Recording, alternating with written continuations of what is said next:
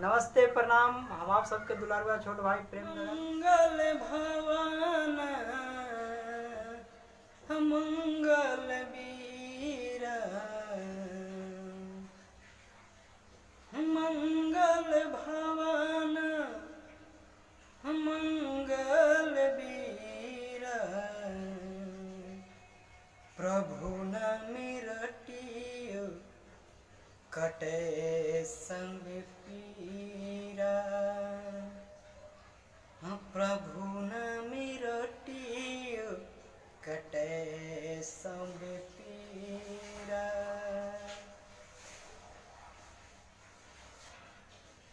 हथवा में सोहबे उनकोरे हथवा में सोहबे लाले लाले रंग के धाजावा हो जिया जानी के लाल हो जिया जिया जानी के लाल हो।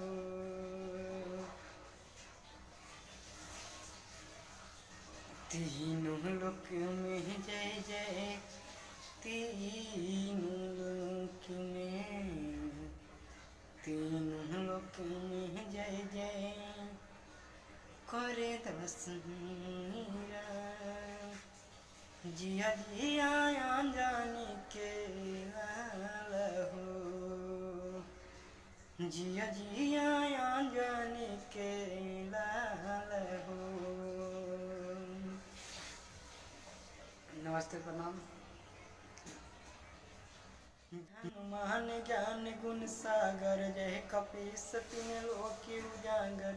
राम दूत अजलित बल धामा अंजन पुत्र पवन सुत नामा। महावीर विक्रम बजरंगी कुमति निवास सुमति के संगी। कंचन बरन सुराजित केसा कान में कुंडल कुंचित केसा।